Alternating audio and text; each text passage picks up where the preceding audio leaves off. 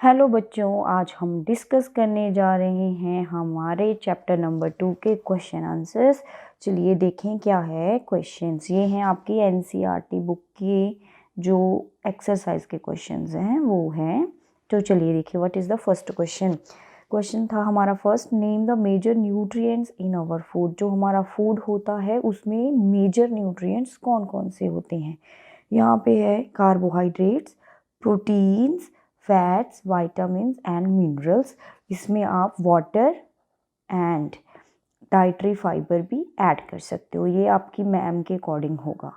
Clear कि कुछ teachers यही लिखेंगे और कुछ टीचर ने ये भी ऐड किए होंगे, तो आपने देखना है कि आपकी बुक में कौन कौन से हैं, सॉरी आपकी नोटबुक में कौन कौन से लिखे हुए हैं। तो ये है हमारे पास carbohydrate, proteins, fats, vitamin, mineral, water and dietary fibres. Mainly हमारे जो फूड है ये वाले न्यूट्रिएंट्स होते हैं। जो भी आप खाना खाते हो, जैसे कि आपने चपाती खाई उससे आपको कार्बोहाइड्रेट मिलेगा, आप कोई पल्सेस खा रहे हो, कोई दाल खा रहे हो, वहाँ से आपको प्रोटीन मिलेगा, घी वगैरह बटर वगैरह यूज़ कर रहे हो तो फैट मिल जाएगी, आप सैलेड खा रहे हो, फ्रूट्स खा रहे हो, वाइटामिन एंड मिनरल है, वाटर आपको पता ही है आप एज इट इज़ लेते हो। डाइटरी फाइबर्स में रॉ वेजिटेबल्स आ जाती हैं, होल ग्रेन्स आ जाते हैं, वहाँ से आपको मिलते हैं डाइटरी फाइबर्स।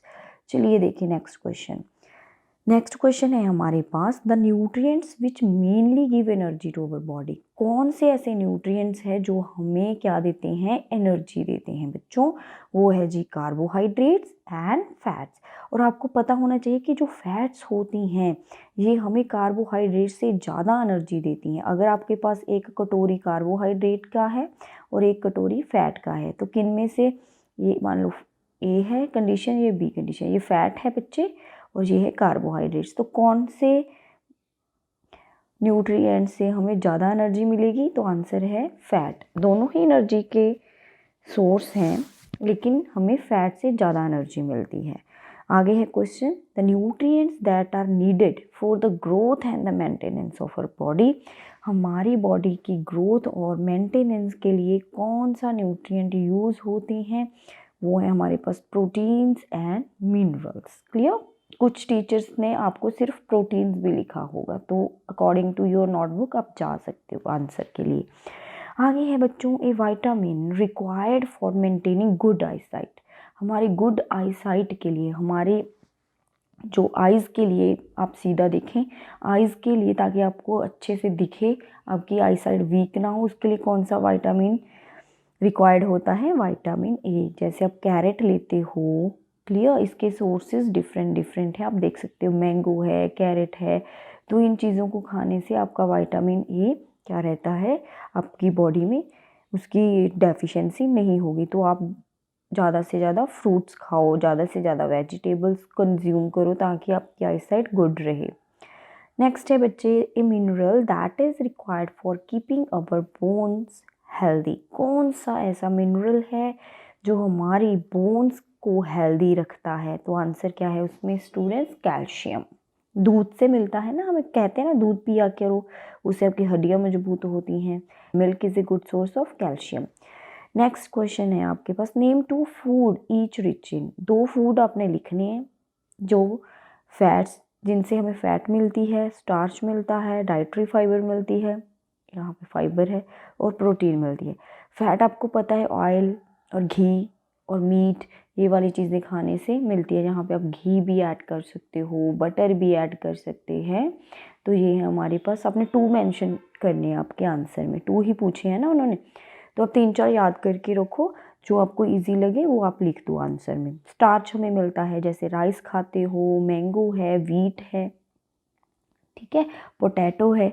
2-3 में और ऐड कर देती हूँ ताकि आपको जो इजी वाले याद हो रहे हैं वो आप कर सको। तो ये सारे सोर्स हैं बच्चे स्टार्च के।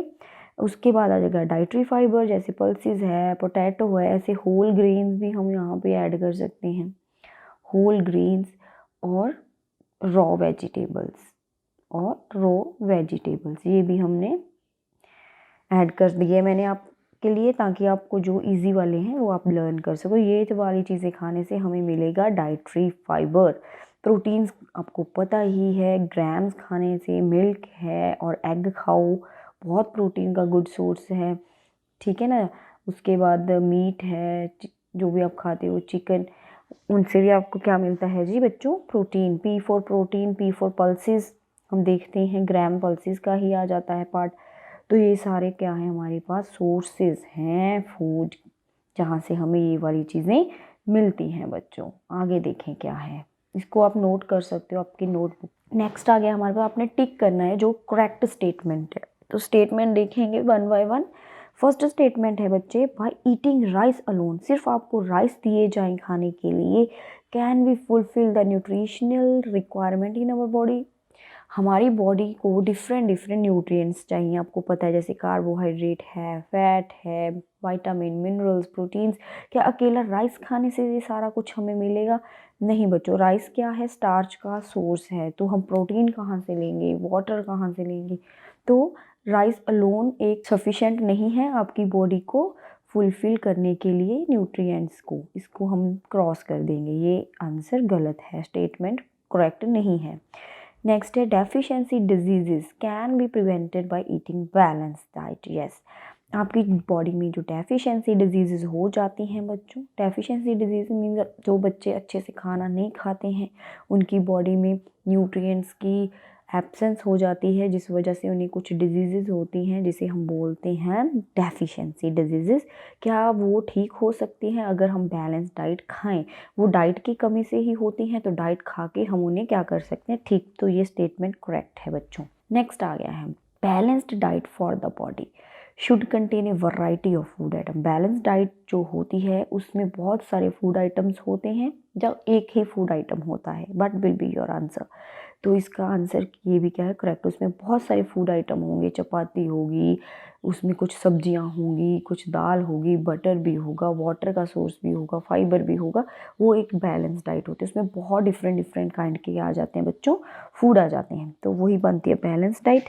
तो ये भी ठीक है आपके statement. Next, meat alone is sufficient to provide all nutrients to body. ऐसे तो हम अकेला मीट खाएंगे, ना आपको राइस खाने की ज़रूरत है, ना चपाती, ना मिल्क, ऐसा क्या है, पॉसिबल नहीं है। अकेला मीट भी, कोई भी फूड अकेला आपकी पूरी बॉडी को न्यूट्रिएंट्स नहीं दे सकता, आपकी न्यूट्रिएंट की रिक्वायरमेंट फुलफिल नहीं कर सकता। तो ये स्टेटमेंट क्या है, इनकरेक्ट है बच्चों। तो ये थे आपके कुछ करेक्ट और इनकरेक्ट स्टेटमेंट्स, आप इनको अच्छे से समझो और आंसर करना पेपर में, ठीक है। Next one, fill in the blanks. हमने ब्लैंक्स को फिल करना है। क्या है first one, dash is caused by the deficiency of vitamin D. Vitamin D जो है ये हमारी बोन्स के लिए बहुत अच्छा होता है। मीन्स अगर हमारी बॉडी में विटामिन डी की डेफिशिएंसी हो जाएगी ना बच्चों, तो कौन सी डिजीज़ होगी बच्चे, आपको पता होना चाहिए, रिकेट्स। रिकेट जो है ये वीक हो जाती हैं बोन्स इसमें, और जल्दी से क्या हो जाती है, मतलब इतनी सॉफ्ट हो जाती हैं बोन्स, बेंड हो जाती हैं, ब्रेक हो जाती हैं जल्दी, आप गिरते हो तो हड्डियाँ टूट जाती हैं गिरने से ही, तो उसको बोलते हैं रिकेट्स।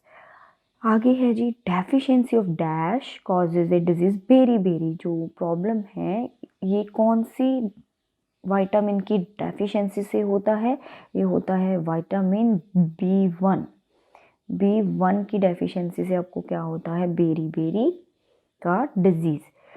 ये आपने अच्छे से याद कर लेना है। Deficiency of vitamin C causes a disease known as scurvy, आपको पता होना चाहिए।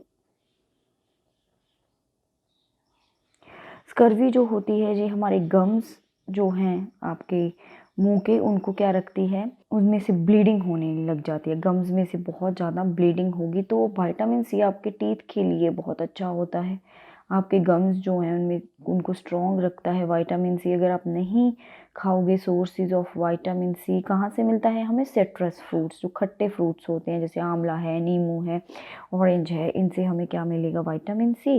तो अगर आप नहीं खाओगे तो स्कर्वी हो जाएगा। ये प्रॉब्लम में से आपके जो गम्स हैं, जहाँ पे टीथ है ना, वहाँ से ब्लीडिंग होती है, क्लियर, बहुत ज़्यादा पेनफुल ये डिजीज़ है। आगे है बच्चों, night blindness is caused due to deficiency of. Night blindness, हमारी आइज़ के लिए कौन सा विटामिन अच्छा था, हमने पीछे देखा था, विटामिन ए। अगर आप नहीं लोगे अपने फूड के अंदर तो आपको कौन सी प्रॉब्लम आ जाएगी, नाइट ब्लाइंडनेस। जैसे ही थोड़ा अंधेरा होना शुरू हो जाएगा, आपको दिखना क्या हो जाता है जी, बंद हो जाता है बच्चों, ठीक है। तो ये था आपके पास fill in the blanks of chapter number 2। अब हम डिस्कस करने जा रहे हैं कुछ एक्स्ट्रा क्वेश्चंस। मेरे पास आपके लिए कुछ क्वेश्चंस हैं, आप उनके आंसर ज़रूर करना। ये एक्स्ट्रा क्वेश्चंस आपको एग्ज़ाम में पूछे जा सकते हैं, हम वो भी देखेंगे कौन कौन से हैं इस चैप्टर से रिलेटेड। अब है हमारे पास एक्स्ट्रा क्वेश्चंस लेसन नंबर 2 के बच्चों। ये कौन कौन से हैं देखें, मैंने कुछ आपके लिए बनाए हैं एक्स्ट्रा क्वेश्चंस, देखें क्या है। फर्स्ट वन है प्रोटीन टेस्ट कौन सा होता है, या फिर आपके लिए how will you test protein in food. हमारा जो फूड है उसमें प्रोटीन है, हम बोलते हैं कि फूड से हमें प्रोटीन मिलता है, तो क्या एक्चुअली उन फूड में प्रोटीन है, ये हम कैसे चेक कर सकते हैं। बेटा आपने एक टेस्ट ट्यूब लेनी है, उसके अंदर आपने जो भी आपको चेक करना है फूड वो रखे। जैसे आपने कोई पल्सेस है उसको रखा, इसमें वाटर में डिज़ोल्व कर देना, इसको पाउडर बना लेना। जैसे कोई पल्स है उसको ना ऐसे क्रश करके पाउडर बना के पानी में उसको घोल के इसमें रखो। फिर उसके अंदर हमने क्या डालना है बच्चों, 2 ड्रॉप्स इसमें हमने डालने हैं कॉपर सल्फेट सोल्यूशन। ठीक है, कॉपर सल्फेट जो है ये आपको लैब में मिलेगा, ब्लू कलर का होता है कॉपर सल्फेट, उसका सोल्यूशन। उसको पहले पानी में घोल के फिर इसके अंदर 2 ड्रॉप्स डालने हैं। देन हमने क्या करना है, 10 ड्रॉप्स इसके अंदर डालने हैं, 10 drops of caustic soda. Caustic soda भी आपको लैब से ही मिलेगा, तो आपकी लैब में होगा, जिसे हम बोलते हैं NaOH सोडियम हाइड्रोक्साइड। ये होता है जी CuSO4 कॉपर सल्फेट।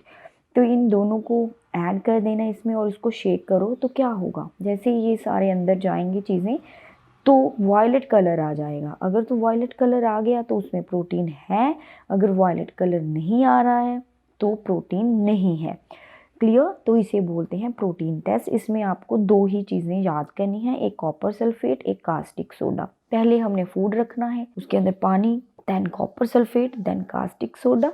तो ये है आपके पास रिजल्ट में क्या आएगा जी, आपके पास वायलेट कलर अगर आता है तो हमारे पास क्या है, प्रोटीन प्रेजेंट है। तो मैं यहाँ पे लिख दूंगी फूड लेना है, उसके अंदर वाटर डालो, देन 2 ड्रॉप्स कॉपर सल्फेट। ठीक, देन क्या याद करना है हमने, ये याद कर लेना आपने, plus 10 drops NaOH means caustic soda colour, और आंसर में क्या आ जाएगा, वायलेट कलर। अगर आया तो प्रोटीन प्रेजेंट है उस फूड में, अगर नहीं आया तो प्रोटीन प्रेजेंट नहीं है उस फूड में। क्लियर, चलें जी नेक्स्ट क्वेश्चन। फैट को कैसे चेक करेंगे कि फूड के अंदर फैट। अब बहुत सिंपल है, एक पेपर लो आप, ठीक है, उस पर कोई भी जो फूड आपने चेक करना है, मान लीजिए कोई आपने आलमंड रखा है, बादाम जिसे आप बोलते हो, माना जाता है कि इसमें बहुत ज़्यादा फैट होता है। इसको क्रश करना है, ऐसे ना कोई हथौड़ी लेके उसको कूट लेना है पूरा, अच्छे से क्रश करना पेपर के ऊपर रख के ही। तो आप देखोगे फिर वहाँ से उसको हटा देना है। तो अगर आपका पेपर उस पर कुछ ऐसे पैच सा बन गया है, धुंधला धुंधला सा हो गया है, ग्रीसी ग्रीसी सा हो गया, दैट्स मीन उस फूड में क्या था, फैट था, कुछ ऑयल था, कुछ घी था, लाइक दिस। तो वो है आपके पास फैट का टेस्ट। बहुत सिंपल है, आप इसको घर पे भी कर सकते हो। ये पेपर है, उस पर जो फूड आप रखो, ऐसे आप आपके पेपर पे ऑयल रखते हैं तो वो पैच सा बन जाता है ना, ट्रांसल्यूसेंट। तो ऐसे ही ये एक फैट टेस्ट है आपका, बहुत सिंपल। चलो आगे देखें। बैलेंस डाइट कौन सी होती है बच्चों, बैलेंस डाइट होती है, मान लीजिए आपकी प्लेट है, वो वाली डाइट जिसके अंदर एवरी कंपोनेंट होता है फूड का, जैसे कार्बोहाइड्रेट हो, ठीक है, और उसके अंदर प्रोटीन्स भी हो, फैट भी हो, जो भी हमने मेजर पढ़े हैं पीछे, न्यूट्रिएंट्स, वाइटामिन्स होने चाहिए, ठीक है, मिनरल्स होना चाहिए उसके अंदर, और क्या होना चाहिए, वाटर होना चाहिए, फाइबर होना चाहिए। अगर ये सारा कुछ आपकी प्लेट में है तो आपकी जो डाइट है वो बैलेंस है। अगर ये सारा कुछ आपकी प्लेट में नहीं है तो क्या है, आपकी डाइट बैलेंस नहीं है। आपके मान लो एक चपाती रखी है यहाँ पे, उसके बाद एक कटोरी में दाल आ गई है। चपाती आपका कार्बोहाइड्रेट है, दाल आपकी प्रोटीन है, पल्स लिख देती हूँ यहाँ पे चपाती लिख देती हूँ। फैट के लिए आपने कुछ बटर लिया है, ठीक है, ये बटर है मान लीजिए, और विटामिन के लिए आपने कुछ फ्रूट्स लिए हैं, क्लियर, कुछ सैलेड लिया है, ये दोनों ही यहाँ से मिल जाएंगे। वाटर आप गिलास में पानी रखे हो और आपको जो सब्जियों में भी पानी डालते हैं वहाँ से भी वाटर मिल जाएगा। फाइबर के लिए आपके पास बहुत सारा ये फ्रूट्स है जो रॉ आप खा रहे हो, या दलिया वगैरह रखा है आपने आपकी प्लेट के अंदर, होल ग्रेन्स आप ले रहे हो। तो मान लीजिए ये सारा कुछ आप खाने वाले हो आज, तो ये आपकी एक बैलेंस डाइट बन जाती है। क्लियर? जहाँ से हमें सारे सोर्स मिले। तो बैलेंस डाइट होती है भी जब आपकी डाइट में सारे कंपोनेंट एक प्रॉपर अमाउंट में हो, जितने हमारी बॉडी को चाहिए होते हैं, क्योंकि हर एक कंपोनेंट का आपकी बॉडी में रिक्वायरमेंट है, इनकी मतलब अमाउंट अलग होती है। जैसे फैट्स हमें बहुत कम अमाउंट में चाहिए होते हैं, ऐसे विटामिन मिनरल्स भी हमें बहुत कम अमाउंट में चाहिए होते हैं। तो ये प्रॉपर अमाउंट में होने चाहिए। आपको इन चीज़ों की नॉलेज है, होनी चाहिए कि कितना हमने कार्बोहाइड्रेट खाना है डेली, कितना प्रोटीन। तो ये आपको कैसे पता चलेगा? आपके पास फ़ोन है ना बच्चों, इंटरनेट है ना, वहाँ पे जाके सर्च करो भी कितना कार्बोहाइड्रेट पर डे खाना है, कितना प्रोटीन खाना है। ठीक है? तो थोड़े से आप भी कॉन्शियस होने चाहिए आपकी डाइट के लिए। चलिए आगे देखें। डेफिशिएंसी डिजीज़ क्या होती हैं? मान लीजिए जो डिजीज़ होती हैं लैक ऑफ न्यूट्रिएंट्स, कुछ आप मान लीजिए आप सिर्फ कार्बोहाइड्रेट ही खाई जा रहे हो, आप ना प्रोटीन खा रहे हो ना विटामिन मिनरल खा रहे हो, तो उससे आपकी बॉडी में क्या हो जाएंगी? डिजीज़।